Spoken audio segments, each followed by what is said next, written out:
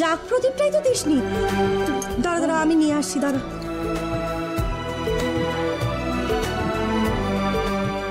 এই যে দাঁড়া, এই জায়গাটা একটু ফাঁকা কর।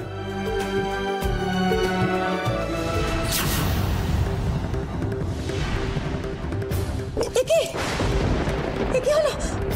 জাগ প্রদীপটা নিভে গেল। হে ভগবান, কোনো কিছু খারাপ হবে না তো?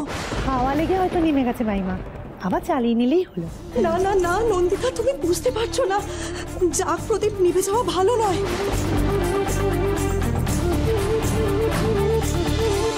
বিয়ে যতক্ষণ পর্যন্ত না সম্পূর্ণ হচ্ছে, জাগ প্রদীপ ততক্ষণ জ্বলতে হয়। এভাবে নিভে গেল, অশুভ কিছু হবে না তো? তো অশুভ লক্ষণ। দিদি ভাই, তুমি তো চিন্তা করো না, কি অশুভ হবে বলো তো? এক্ষুনি তো বিয়ে শুরু হয়ে যাবে, বিয়ে শুরু হওয়ার পর আর কিচ্ছু অশুভ হবে না। দেখো তুমি। গিন্নিমা, তোমরা কি কোনো অদ্ভুত শব্দ শুনতে পেলে? এখানে সবকিছু ঠিক আছে তো, বলো না। কিসের আওয়াজ দেবী? এই শোনো, বাজে বকে সময় নষ্ট না করে নিজের কাজে লেগে পড়ো। কতক্ষণ গেছো সে জ্ঞান আছে তোমার? এখন এসে যত সব আজে বাজে কথা বকছে, যাও তো এখান থেকে।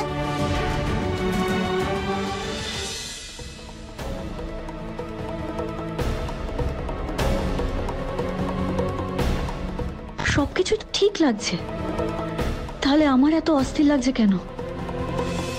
ওনারা কি ওই অদ্ভুত শব্দটা পাননি?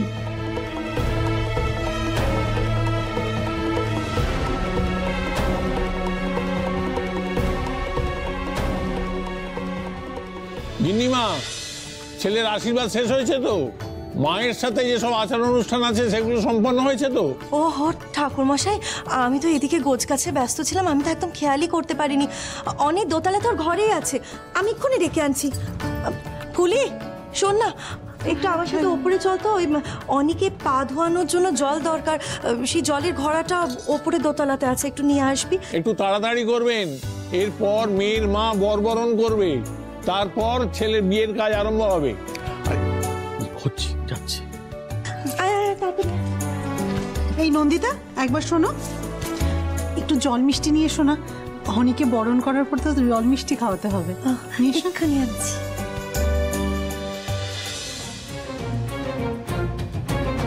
আমার মনটা এখনো কেন কুগাইছে? মাগো, সব যেন ভালো হয়।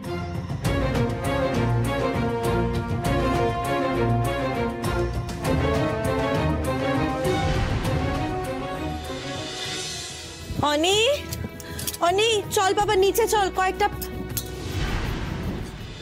অনি কোথায় গেলি? অনি, অনি, অনি, নিয়ম আচারগুলো সেরে ফেলতে হবে বাবা।